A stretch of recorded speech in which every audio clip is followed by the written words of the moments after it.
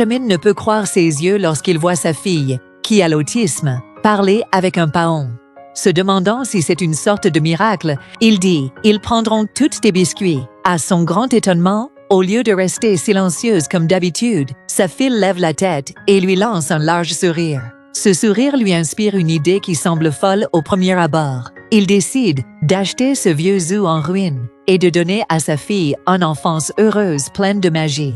Lorsque Benjamin raconte son plan à son frère, qui est comptable, celui-ci croit qu'il a perdu la tête. Son frère sait que le zoo est énorme, aussi grand que 18 terrains de football, et qu'il est en faillite. Il y a plus de 50 espèces d'animaux vivant là-bas, et 7 de ces animaux sont en danger de disparition.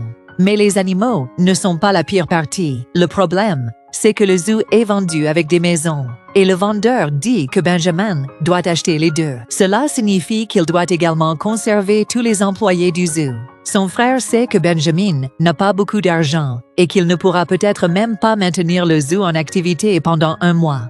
Mais Benjamin est convaincu qu'il peut y arriver. Il estime que le zoo gagne la plupart de son argent pendant l'été, lorsque de nombreux touristes viennent. S'ils peuvent rénover le zoo et le rouvrir en 5 mois, ils pourraient même réaliser de bons profits. Mais lorsque son fils Dylan apprend qu'ils vont déménager à 30 km de la ville pour s'installer à la campagne, il devient très en colère. Il ne veut pas quitter sa maison, ses amis et tout ce qu'il connaît. En revanche, sa petite sœur est super excitée et crie de joie. Les gens autour d'eux disent que c'est une mauvaise idée, mais cela ne fait que rendre Benjamin plus déterminé. Il est prêt à risquer tout ce qu'il a pour offrir à sa famille un nouveau futur.